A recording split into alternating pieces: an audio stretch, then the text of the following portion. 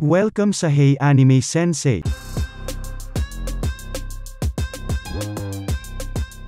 Matapos maalala ni Lucille ang sinabi ni Monica patungkol sa mga corrupt na clinic at healer nang makita ang mga sugatang adventurer ay nangako ito sa babae na hindi siya magiging corrupt na healer at pagkatapos ay sinubukan niyang pagalingin ang mga adventurer. Sa una ay masyado pang kabado si Lucille sa pagcast ng spell kaya hindi ito gumana ngunit nabawasan pa rin ang kanyang mana. Inulit-ulit ng binata ang spell at inimagine sa kanyang isipan ang ginawa niya sa kanyang pagsasanay at sinubukan niya muling gamutin ang babae at gumana na ito ngayon. Pinagaling rin ni Lucille ang ibang pangsugatan hanggang sa isang adventurer na lamang ang natira ngunit dahil sa palpak ang iba niyang ginawa kaya nasayang ang kanyang mana at ilang sandali lamang ay kanya nang nararamdaman ang pagkaubos nito. Matapos ang nangyari ay nagkulong ang binata sa kanyang kwarto dahil kanyang ininda ang hindi pagkaligtas ng isang adventurer dahil sa pagkaubos ng kanyang mana at dahil dito ay kanyang napagpasyahan na dahil sa kanyang kakulangan ay kailangan niyang mag-level up bilang isang healer kaya kinabukasan ay pumunta siya sa Adventurers Guild para magkaroon siya ng karanasan at mapulido ang kanyang kakayahan para mabuhay sa mundong ito.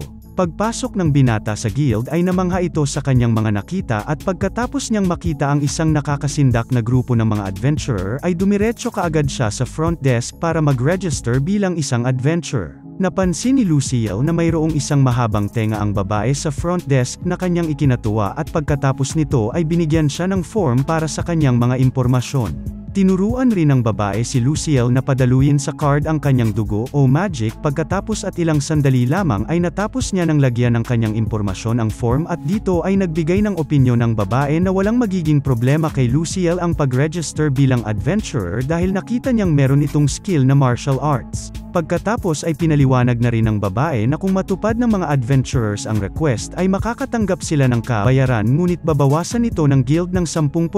para sa operating expenses. Magkakaroon rin ng mga penalties at bayarin ang mga adventurer na kung sakaling mabigo sa kanilang mga misyon kaya pinaalalahanan ng babae si Lucille na mag-ingat. Pinaalam rin ng babae sa binata na magsisimula siya sa pinakamababang rank na H rank ngunit wala naman itong problema kay Lucille at tinanong ang babae kung nakakakuha ba ng request ang Adventurers Guild para sa panggagamot na pinagtaka ng babae. Dahil dito kaya ipinaalam ng binata na ang trabaho niya ay healer at tinanong sa babae ang posibleng scenarios na katulad ng kung nagte-training siya dito sa guild at may nasugatan na adventurer at kanya itong pinagaling ay kung posible ang ibabayad ba nito sa kanya ay ilalagay niya sa kanyang training phase. Hiniling pa ng binata na ipakilala siya sa isang taong may kakayahang magsanay sa kanya upang mapabuti ang kanyang martial arts skills. Pagkatapos nito ay hiniling muna ng babae na maghintay si Lucille dahil ang ganitong desisyon ay ang hindi niya dapat gawin. Ilang minuto lamang ang nakakalipas ay bumalik na agad ang babae na kasama ang tigasing lalaki. Natakot man siya sa itsura nito ay napanatili pa rin itong maging kalmado dahil nagkaroon rin siya ng boss sa kanyang past life na mukha ring tigasin.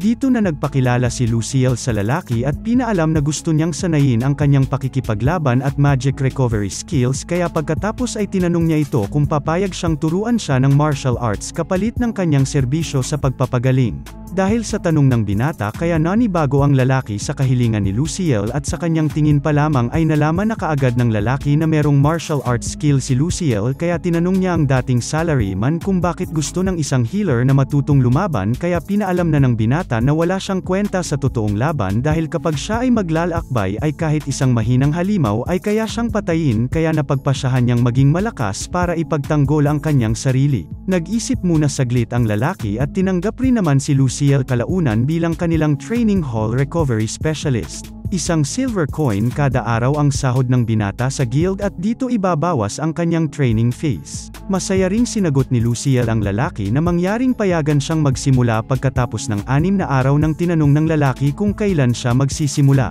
Dahil tanggap na ang binata kaya inutusan ng lalaki ang tinawag niyang Nana Ella na siya na ang bahala sa arrangement at pagkatapos ay nagpakilala ang babae kay Lucille at masaya rin naman niya itong kinausap ngunit naramdaman niyang maraming adventurer ang nagbabantay sa babae. Bigla na lamang nag-alisan na para bang natatakot ang mga adventurer matapos mag-clear throat ang tigasing lalaki kaya nagkaroon ng idea si Lucille na ang lalaking ito ay importante. Bago umalis ay nagpakilala na rin ito pagkatapos na siya ang chief instructor ng guild na si Brad at dagdag pa nito na hihintayin siya nito matapos ang 6 na araw. Bumalik na rin si Luciel sa kanyang tinutuluyan at dito ay naisip niyang mawawalan sila ng tiwala sa kanya kung ang kanyang magic recovery ay hindi makakasabay kaya sa ngayon ay gagamitin niya na lamang ang bawat huling patak ng enerhiya na mayroon siya para hindi na mangyari ang palpak na nangyari. Habang iniisip niya ito ay dumating naman si Monica na may dalang pagkain at dito na rin kinamusta ng babae ang lakad ng binata kaya pinaalam ni Luciel kay Monica na alam na nito ang kanyang pupuntahan pagkatapos ng kanyang training sa Healers Guild kaya binati siya ng babae dahil rito.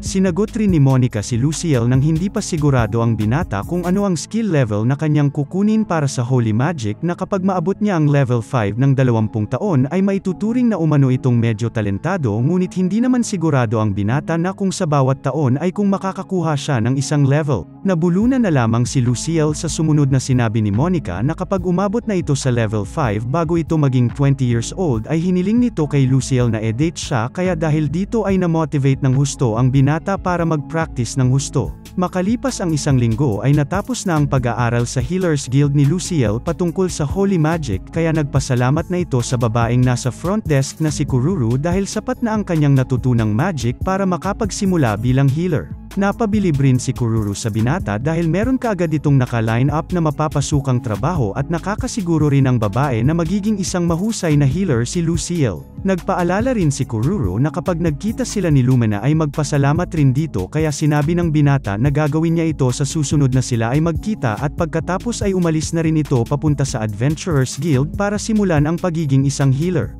Pagpasok ng binata sa guild ay pinag-uusapan siya ng mga adventurer kaya naalala na lamang nito na ganito rin ang kanyang naranasan kapag hindi maganda ang kanyang sales kaya kailangan niyang subukan ang direktang pagbebenta. Sa front desk nang matapos tanungin ng magandang babae kung ano ang dahilan ng pagparito ni Luciel ay nabighani siya sa angking kagandahan nito at pagkatapos ay nagpakilala ang binata na siya ang tuturuan ni Brod para lumaban kaya nakilala siya ng babae at dito itinuro ng babae na dumaan lamang ito sa hagdanan para makarating siya sa underground training hall. Pagdating sa baba ay namangha ang binata dahil napakalawak ng training hall at dito ay sumunod ring dumating si Brod. Natutuwa si Brod dahil hindi sinubukang tumakas ng binata ngunit iba naman ang sinasabi ng kanyang presensya dahil sa tingin ni Luciel ay handa na itong pumatay. Nalaman rin ng binata na siya lamang mag-isa ang magsasanay rito nang pinagmalaki ni Brod na solo nila ang training hall kaya nagpasalamat na lamang si Luciel. Kalaunan ay nalaman ng binata na sinusubukan lamang siya ni Brod nang sinabi nito sa kanya na kahit nakita nito ang kanyang killer look ay hindi pa rin siya tumakas. Dahil buo na talaga ang loob ng binata kaya pinaalam nito kay Brod na kailangan niya ang mga kasanayan para mabuhay at pagkatapos ay nagmakaawa si Luciel na sanayin siya ng chief instructor. Hindi naman kaagad naniwala ang chief instructor dahil sa mga salita lamang at pinaalam sa binata na hindi ito magiging madali sa kanya at huwag na umano nitong isipin ang tumakas. Nagsimula na kaagad ang pagkondisyon ng katawan ni Luciel sa tulong ng pagtakbo paikot sa training hall at istrikto itong minamandohan ni Brod kaya naisip na lamang ng binata na binubuli na kaagad siya sa unang araw pa lamang. Istrikto ring sinabi ni Brod na kailangan lamang pilitin ni Luciel ang kanyang sarili na magpatuloy dahil hindi umano may iwasang maubusan siya ng enerhiya at dagdag pa nito na kamatayan lamang ang ibig sabihin kapag huminto ang isang adventure. Nahihirapan man sa pinapagawa sa kanya ay nagsisimula na rin naman na ma-enjoy ito ng binata dahil para sa kanya ito ay langit kapag naiisip niya ulit ang malagim na nangyari na hindi siya makagalaw nang sinapit ang malagim na nangyari. Ilang sandali lamang matapos mag-collapse si Luciel ay nagulat ang mga adventurer dahil sa sigaw na kanilang narinig na mula sa training hall dahil pinapa-stretching pala ni Brod ang binata na siya ay nakaupo sa likod nito para mapabuti ang kanyang range of motion at ganun rin ang layo ng kanyang atake. Magkakaroon rin ito ng higit na kakayahang umangkop sa pag-iwas sa atake ng kalaban. Maging sa taas ay rinig na rinig ng mga adventurer ang ginagawa ng dalawa sa ibaba ng training hall at pagkatapos ay pinasubukan ni Brod na patamaan siya ng atake ni Luciel na sinubukan naman ng binata ngunit nadismaya lamang ang chief instructor sa level ng binata.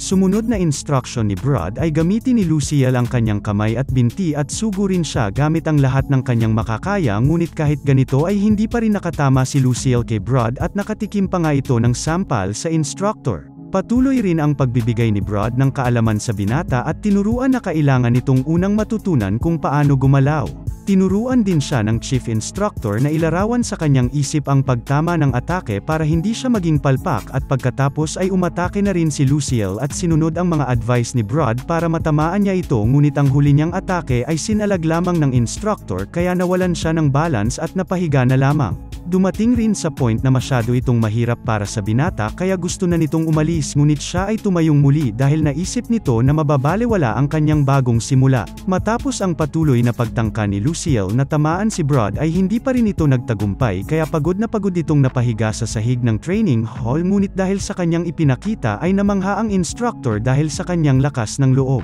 Kaya pala ang unang gustong ituro ni Brod kay Luciel ay matuto itong gumalaw dahil ang pinakamahalagang bagay umano sa labanan ay hindi mamatay at hindi masugatan. Pinaalalahanan rin ni Brod ang binata na huwag kaagad gamitin ang kanyang natutunan sa labanan dahil kailangan niya umano itong ulitin hanggang sa madali niya na lamang itong gawin. Alam na rin ni Luciel kung bakit ito sinabi ni Brod sa kanya kaya pinaalam ng instructor sa binata na meron siyang magandang huwaran na nasa kanyang harapan kaya ang gagawin na lamang nito ay manood at matuto at pagkatapos ay subukan ito sa kanya. Dahil dito ay naalala ng dating salaryman na nasanay siyang sundan ang kanyang katrabaho para matuto, nang siya ay bagong empleyado pa lamang kaya nakukuha na nito ang sinasabi ng kanyang instructor. Matapos makitang nakapagpahinga na si Luciel ay oras na rin para simulan ang pangalawang round kaya ang kinalabasan ay parang lantang gulay na ulit ang binata kaya ito rin ang dahilan kaya tinapos na ni Brod ang kanilang pagsasanay sa araw na ito. Dahil sa sakit na kanyang naramdaman ay naisip ni Luciel na gamitan ang kanyang sarili ng heal ngunit hindi pumayag dito si Brod dahil magkakaroon umano ang binata ng skill para mapataas ang kanyang physical recovery kapag umasa lamang siya sa natural na pagpapagaling at hindi sa magical na panggagamot kaya hanggat maari ay huwag niya umanong gamitan ng heal ang kanyang sarili kung hindi talaga siya lubhang sugatan. Nalaman rin ni Luciel mula sa instructor na wala silang nakukuha na maraming bagong dating ngayong araw dahil sa walang pera ang mga low-rankang adventurers na nakatuon na lamang sila sa totoong laban kesa pagsasanay. Dahil dito ay naaawa si Luciel sa mga adventurers kaya kahit hindi siya sigurado kung gaano kabisa ang kanyang panggagamot ay mas gugustuhin niya umanong elaan ito para gamutin sa mga adventurer kaya gagawin ni Luciel ang gustong ipangako sa kanya ng chief instructor na pagagalingin niya ang sinumang nangangailangan kahit ano ang kanilang lahi. Pagkatapos ay nagsidetingan ang mga sugatang adventurer na kahit hindi sila sigurado na sila ay pagagalingin ay pumunta pa rin sila para magbakasakali at dito kaya mabilis na nilapitan ni Luciel ang sugatang adventurer at tinanong ang nangyari kaya nalaman ng binata na nakagat ng isang forest wolf ang babae.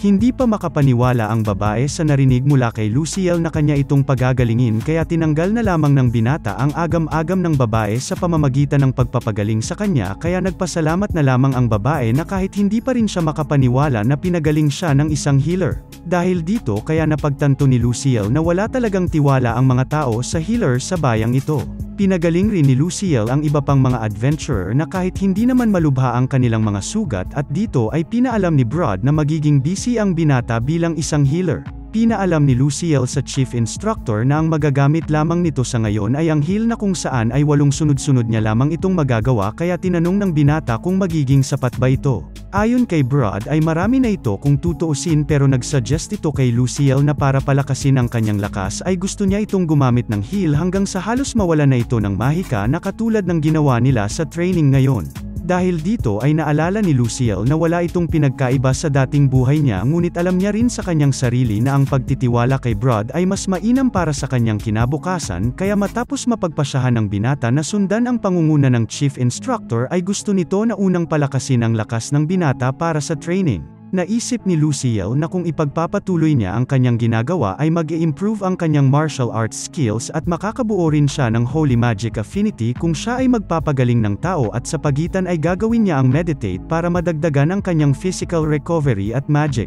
Dahil sa lakas ng loob ni Luciel kaya nag-offer si Brod na tumira na dapat ito sa guild kung siya ay seryoso talaga sa training at ito ay libre na may kasamang pagkain 3 beses sa isang araw kaya dahil dito ay hindi makapaniwala si Luciel sa kanyang narinig. Pinaliwanag naman ni Brod na kaya siya nag-offer ng ganito ay dahil gusto niyang tumaas ang survival rate ng mga bagitong adventurers kaya nabalik rin sa alaala ng binata ang hindi niya naligtas na adventurer kaya sinabi nito na gusto niya ring magligtas ng lahat ng buhay na hindi lamang adventurers kundi ang lahat ng lalapit sa kanya at pagkatapos ay humiling si Luciel na hayaan siyang gawin ito kung yun ang dahilan para siya ay lumakas. Dahil sa kanyang narinig ay nasabi na lamang ng chief instructor na maaring ang mundo ay maging mas mabuting lugar kung marami pang healers ang katulad ng binata.